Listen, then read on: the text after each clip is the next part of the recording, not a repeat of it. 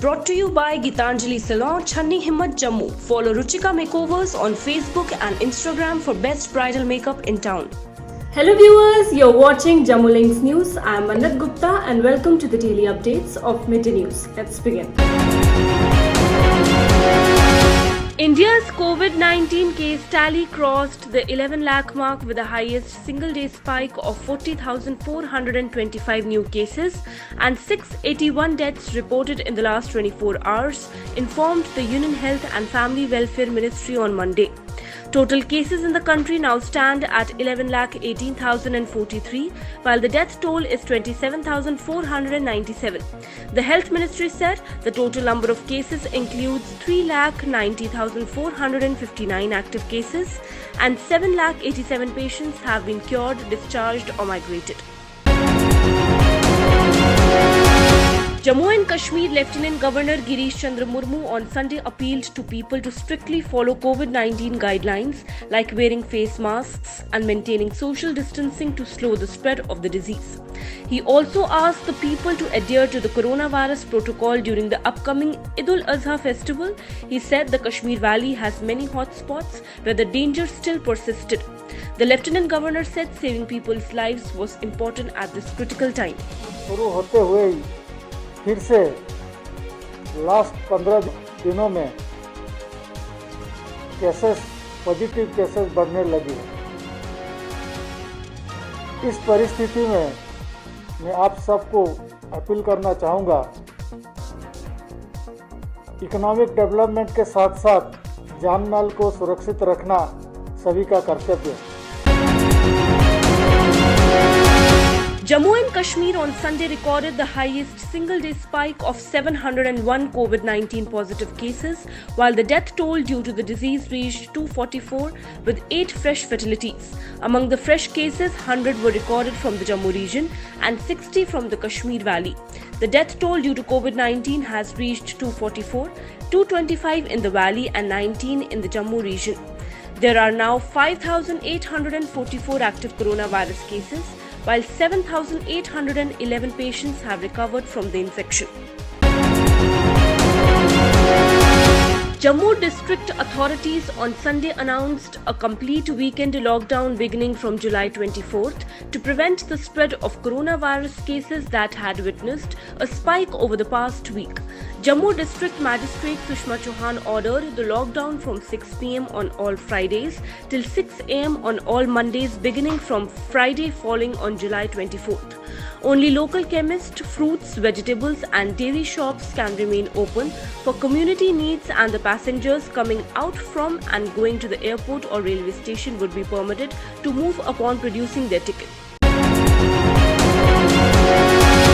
Close on the heels of inauguration of crucial Puneja Bridge in Bhadarwah 2 weeks ago, Union Minister Dr. Jitendra Singh on Sunday inaugurated some major road projects of District Doda and dedicated these to the public. He also held Disha meeting of the district through virtual medium. Speaking on the occasion, Dr. Jitendra Singh said this is for the first time since independence that the remote and far-flung areas in the hill district of Doda are being given due attention.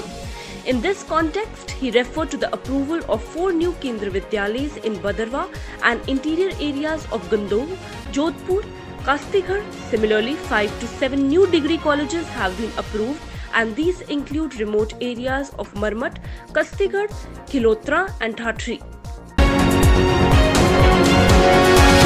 The Jammu and Kashmir administration on Sunday said that the criticism of the strategic zones to facilitate construction by the armed forces was unfounded, as the decision did not bypass any existing laws.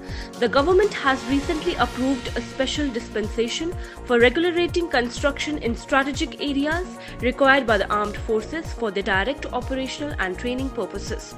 Some misgivings have been expressed in the media regarding the decision.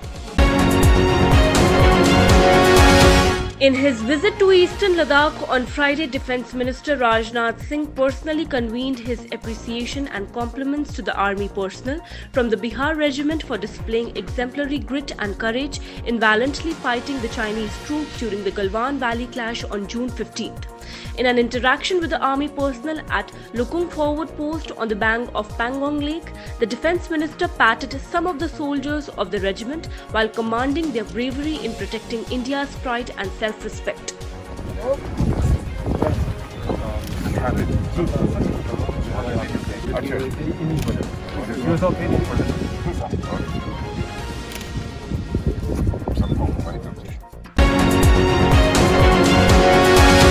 Pakistan Army resorted to unprovoked firing and shelling on forward areas along the line of control in Rajouri district of Jammu and Kashmir Sunday evening.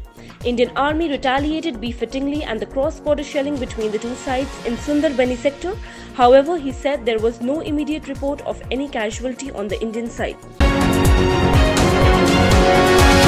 Top commanders of the Indian Air Force will carry out an in-depth review of the country's air defense system at a 3-day conference beginning on Wednesday in view of the bitter border row with China in eastern Ladakh, as well as evolving regional security scenario. The commanders are also expected to specifically deliberate on deployment of first batch of around 6 Rafale fighter jets, which are expected to join the IAF's fighter fleet later this month.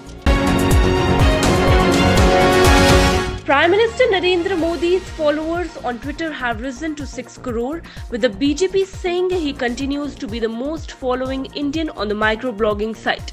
Modi is known for reaching out to the masses through social media. He uses Twitter extensively to share important information with the people. Most of his addresses are beamed live on his personal Twitter handle. In September 2019, Prime Minister Modi had 5 crore followers.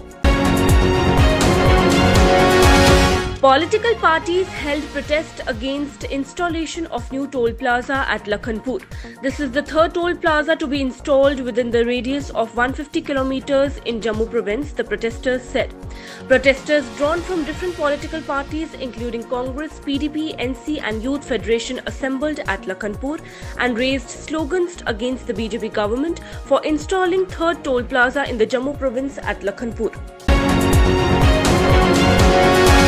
Prime Minister Narendra Modi is likely to visit Ayodhya on August 5th for the Bhumi Pujan ceremony to begin the construction of a grand Ram temple, and the Sri Ram Janmabhoomi Tirth Kshetra has begun preparations for it. According to Trust President Nritya Gopal Das, the Bhumi Pujan will be performed with the placing of a 40 kg silver brick at the Sanctum Sanctorum. 3-day-long Vedic rituals beginning August 3rd will precede the main ceremony.